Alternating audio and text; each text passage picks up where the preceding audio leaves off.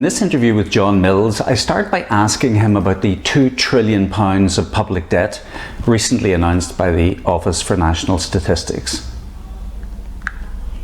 Well, if you ask the tax hawks, they'll say what you need to do is to increase taxation to pay off some of the debt. But I think that's really the wrong policy. So I think there's a real danger if you do that. You'll stymie the recovery that we've got on the stocks at the moment. You'll get the ratio between the debt and the size of the economy going the wrong way. And I think that's the wrong approach. I think we're far better off to trade ourselves out of the position we're in, get the economy to grow faster, get the country to pay its way in the world more effectively, so that we can expand the economy by maybe an extra couple of percent per annum. And I think then if you look at it, say 10 years ahead, the economy would be 20% larger than it would otherwise be. And that gives you plenty of scope for paying off the £300 billion or so debt we've accumulated this year. So that seems to me to be a much better strategy to adopt. There has been a lot of debate in the newspapers and on the media generally about the Chancellor pretty much having decided that the way to get out of this situation is to increase debt, increase taxation, particularly corporate taxation. Yeah. And of course, this kind of policy position was being touted by Labour in the last general election as well. And of course, the Tory position vis-a-vis increasing corporation tax, for example, was to say, well, if you increase the tax rate, your tax take drops. Are you of that view too? I think you can press that case too hard. I think on the whole, putting up taxes does tend to increase the revenue, but not necessarily as much as you hope it's going to be. The evidence that if you put corporation tax down, investment goes up is not really very strong at all. And I think actually businesses ought to pay their way. Somebody's got to pay the tax as much as everybody else has. So I'm not a great fan for lowering corporation tax. But I think in general what you need to do is to avoid putting the tax take up on the economy at the moment. I think that we're in too fragile a position for that to be a sensible strategy. Yeah, because several sectors are literally on their knees, aren't they? And to try to drag them up with an increase in taxation seems totally counterintuitive. No, I think that's right. I think you just reduced overall demand, and you finish up with more people unemployed, more misery, lower tax take, more welfare payments, no further forward. Yeah. Now, I know one of your major hobby horses, if I can call it that, is the fact that we have underinvested in our industrial sector, our manufacturing sector. Has that horse bolted? Do you think it's impossible to now claw back where we once were? Are we ever going to achieve, for example, what China has achieved? I know JML, you sell lots and lots of products. Your supply chain is dominated, I would imagine, by Chinese manufacturers. Is it possible that the UK could ever actually compete in that global stage? Well, I think it could. I think the real problem we've got in this country is that for a very long period of time we've had too strong a pound. The pound's been overvalued. And the problem then is it becomes uneconomical and unprofitable to invest in this country rather than to site new production facilities in China or in Germany or Holland or somewhere outside the UK. And the result of all this is that physical investment in this country is desperately low. It's probably lower than the depreciation charges on existing assets. So you've got no net increase in productivity coming through from investment, and surprise, surprise, the economy stagnates. And I think what we need is an economy which is run with an exchange rate probably about 20% lower than we've got at the moment. I think if you had an exchange rate of roughly £1 equals $1, that would increase the growth rate by about 2% per annum. And that would make a massive difference. Over a 10-year period through to 2030, the economy will be 20% bigger in 2030 than it would be if we carry on the way we are. And that puts the debt problems that we've got, the difficulty about stagnant incomes and all the rest of it into a completely different perspective. Yeah, but of course the currency valuations are defined increasingly by interventions of central banks. So you have a quantitative easing program which is now literally on speed. Yeah. We've got asset purchase programs happening in all of the developed world. We have big companies being sustained, even though they are essentially zombie companies with EBITDA, which is through the floor. Is it possible? Is it like changing the direction of a super tanker in terms of, like, we had Daniel Lacaille, for example, in an interview a couple of days ago, and he was making this point that governments are obsessed with maintaining low interest rates, and therefore currency valuations are never going to be a central plank of policy, given where central banks are at the minute. Well, I think that's right. I mean, one of the features about the way we run our economy is that we've just allowed the exchange rate to be blown hither and yon by market pressures. There's been no policy on the exchange rate at all.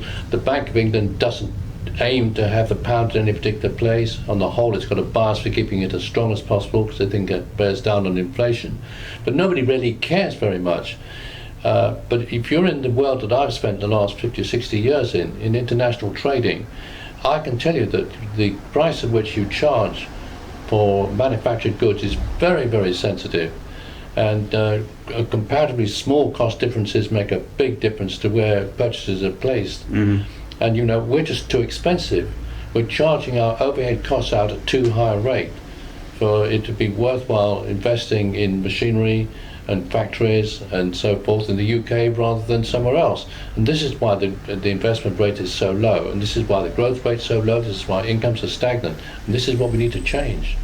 Yeah, and there has been a big debate around the appallingly low levels of productivity growth in the United Kingdom. Do you think that's largely explained by a defocusing on some of these fundamentals? Well, I think the problem is that a lot of investment actually doesn't increase the growth rate at all, however desirable it may be in social terms. If you look in the public sector, you look at housing, you look at schools, hospitals, road, rail, public buildings, investment of this sort improves the way we live, but doesn't push the growth rate up. And that's true of a lot of the private sector as well. Office blocks, shopping malls, IT systems, all that kind of thing. What really does push the growth rate up is quite a narrow range of investment projects around mechanisation, technology and power. But these all tend to find a home in the private sector, so they've got to be profitable if people are going to put the money into them. Mm. And if the cost base in the country is too high, it's cheaper to put them somewhere else, like China or Germany. That's what will happen, and that's what has happened. And, we spend on those high-tech industries around about 3 or 4% of our GDP every year. In China, it's about 15%. And they're growing at 5 or 6, even though the growth rate there has gone down a bit, they're still growing at 5 or 6 or 7% per annum. We're just stagnating at 1% or lower. Yeah, and you're right. You tend to view these things from the perspective of a trader, which is the perspective that often people do not adopt. It's the last position, because you've got city traders who are looking at making speculative gains in the trading markets, but they're not looking at the fundamentals of business. And you're right, aren't you, that the UK is at a disadvantage because of cost base. That's a primary reason why, and that relates to currencies, but it also relates to energy costs and other things. It does. Is that a key reason why China has been so successful? Because ironically, in a command economy, it's focused much more on those fundamentals. Well, I think it is. And what happened is China came into the world trading system in about 1980, and actually China was a very expensive place to get anything made. But what they then did was to devalue their currency by a massive amount, at the same time as market pressures dramatically improved the productivity of the people working there. And as a result of this, they finished up in the 1990s by being incredibly competitive. The company that I built up, JML, we could buy goods from China for about half what they cost to make in the UK then. The pound was $2 the pound or something, that sort of level. It was ridiculous. Now it's lower, it's 130 or something, but it's still maybe 20, 25, 30% cheaper for us to buy goods and get them made, shipped halfway across the world, financed for a month or two, all this kind of thing with the risk of the market changing while you've got stuff on the sea. All these problems, it's still cheaper to get goods made in China than it is in the UK.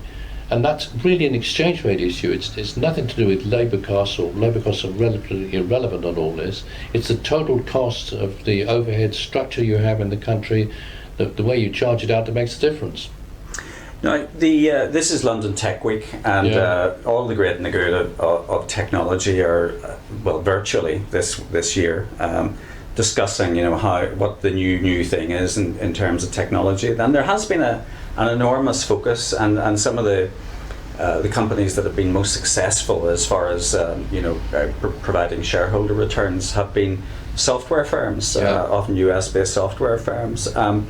And therefore, it's created a momentum to create new startups that are software businesses. Do you think we are, and they're often funded by venture capital firms, do you think we're funding the most appropriate businesses to provide technology-led growth in the economy? Well, one of the really interesting things about tech and computers generally is that really quite a long time after they came on the scene, it was said by a number of people, you can see computers everywhere except in the statistics. What they didn't seem to do was to improve the growth rate. And I think the reason for this is they were primarily in the service sector, where actually productivity increases are very difficult to achieve. And you can put a new computer system in, but by the time you've paid for the hardware and the software and the training and the disruption, it's very difficult to get a big and there's been a lot of white elephants as well in terms of big systems development. But if you look at what the impact that technology has and computer control on manufacturing, you're in a different scene. If you can run machinery more effectively, faster, with thinner wall sizes, more effective use of the plastics you're working with, or metal, you can really increase productivity dramatically. And I travel around China a lot for JML, and when you see some of the plant they've got there, the effectiveness and efficiency with which it operates, it's breathtaking. And I think that is really where computer and technology has made a huge difference to productivity. It's in the manufacturing element of it all rather than the service side of it. The impact that you mentioned robotics and process automation and so on, but one of the impacts of adoption of that type of technology is that it can result, or some people suggest that it can result in reduced employment for certain categories of staff. So if AI and RPA are introduced, then perhaps staff that would have been employed in the manufacturing sector are then having to be redeployed into lower paid work in other sectors, which have been really hard hit by COVID, such as hospitality. Do you think that's the inevitable consequence? Well, my own view about AI's impact on employment is that it's not really very likely, I think, to make lots of people unemployed. So you have a huge sort of reserve army of people who've got no jobs. I don't think that's likely to happen. What I think is a bigger threat is that you finish up with more inequality in the workforce. You have more people at the top end who are earning higher salaries, but a big lump of people lower down who are squeezed harder and harder. And I think if you look at the statistics of what's happening in this country, not only in income terms, but in terms of inequality between the regions and the generations, there's already a huge amount of inequality, and having an extra dose like that, I don't think is what we need at all.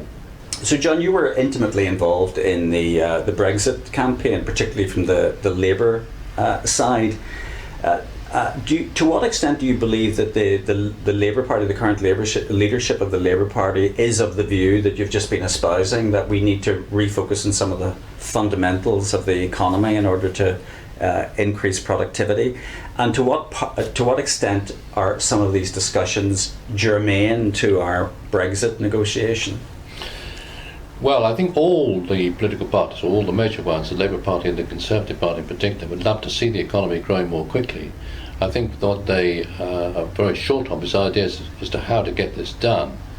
Now, I think that the exchange rate is the key to it all, but that is not really a view that's widely shared. And talking about devaluation is quite toxic, and I think the Labour Party is nervous about doing that, and I think the Conservative Party is as well. There was a lot of consternation when the pound devalued a result of Now, what I Brexit. do think we need is a change of heart about which way we should look at these things, looking at the competitive side of this rather than just simply the sort of stability and cheap holidays abroad side of it all. Now, whether this is going to happen or not, I think remains to be seen. But I think that the real difficulties the economy is in, the likelihood we're going to have no increase in living standards at all by 2030 compared to 2019 or even 2007, a whole generation with no increase in living standards. I think this has made people think pretty hard about some of the fundamentals. Now, in terms of what impact this has on Brexit, I don't think Brexit was. I never thought Brexit was going to make a huge difference to the economy. I think it will make some. We won't have to pay in the very large club membership, 11 billion or so a year that we've had to pay up till now.